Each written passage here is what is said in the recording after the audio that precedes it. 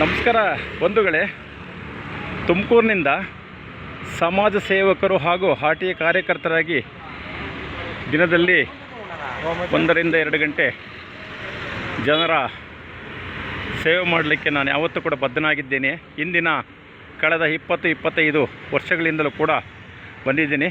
ಈಗಲೂ ಕೂಡ ಅದೇ ಸೇವೆಯನ್ನು 1 ಗಂಟೆ ತಪ್ಪಿರ 2 ಗಂಟೆಗೆ ನಾನು ಸೀಮಿತಗೊಳಿಸ್ತಾ ಇದ್ದೀನಿ. ನನ್ನದೊಂದು 2 ಪ್ರಶ್ನೆಗಳು ಸರ್ಕಾರಕ್ಕೆ ಹಾಗೂ ನಮ್ಮ ಸಾರ್ವಜನಿಕರು ಕೂಡ 1-2 ಪ್ರಶ್ನೆಗಳು.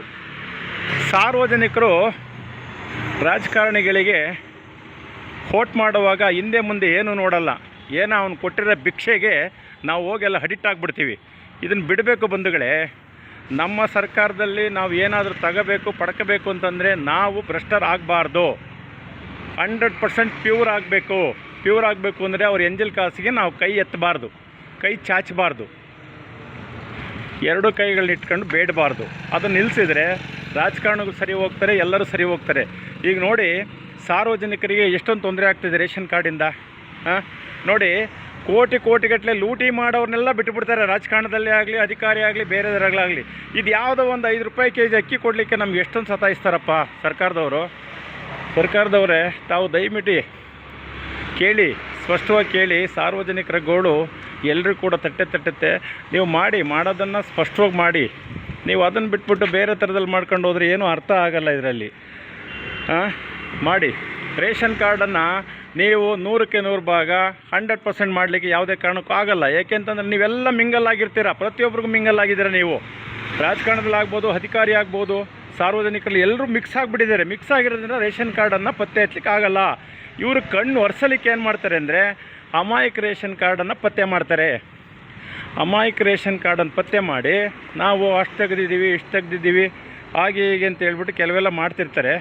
ಹಂಗಾಗಿ ಅದು ಸರಿ ಹೋಗಲ್ಲ ಅಂತ ನನ್ನ ಭಾವನೆ. ಇದನ್ನು ಸರಿಪಡಿಸ್ಬೇಕು ಅಂತಂದರೆ ಸರ್ಕಾರ ಮಾನವೀಯತೆ ದೃಷ್ಟಿ ಇಟ್ಕೊಂಡು ಮಾಡಬೇಕು. ಈ ಭ್ರಷ್ಟ ಸರ್ಕಾರನೇ ಆಗಲಿ, ಇನ್ನೊಂದಾಗಲಿ, ಯಾವುದೇ ಕೆಲಸ ಮಾಡುವಾಗಲೇ ಮಾಡಿ. ನೀವು ರೇಷನ್ ಕಾರ್ಡ್ ತೆಗಿಬೇಕು ಬಿಡಬೇಕು, ಆಮೇಲೆ ನಿಮಗೆ ಬಿಟ್ಟಿದ್ದು. ಅದನ್ನು ಬಿಟ್ಟು ಇವೆಲ್ಲ ಚೇಷ್ಟೆಗಳು ಮಾಡೋಕೆ ಹೋಗ್ಬಿಟ್ಟು ಸರ್ಕಾರ ಇದ್ರೆ ನೀವು ಮಾಡಿರಿ.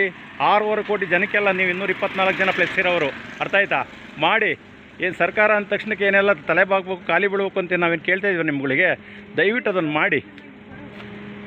ರೇಷನ್ ಕಾರ್ಡನ್ನು ಮಾಡಿ. ಪ್ರೈವೇಟ್ ಏಜೆನ್ಸಿ ಕೊಡ್ರಿ. ಯಾವನಿಗಾದ್ರು ಪ್ರೈವೇಟ್ ಏಜೆನ್ಸಿ ಕೊಟ್ಟರೆ ನೀಟಾಗಿ ಮಾಡ್ತಾರೆ. ಅದನ್ನು ಬಿಟ್ಟು ನೀವು ಯಾವನ್ನ ಕಣ್ಣೋಡ್ಸ್ಲಿಕ್ಕೆ ಮಾಡಿಬಿಟ್ಟಿದ್ದೆಲ್ಲ ಆಗಲ್ಲ. 3 ಪಕ್ಷದವರು ಅವರೇ ನೀವುಗಳು.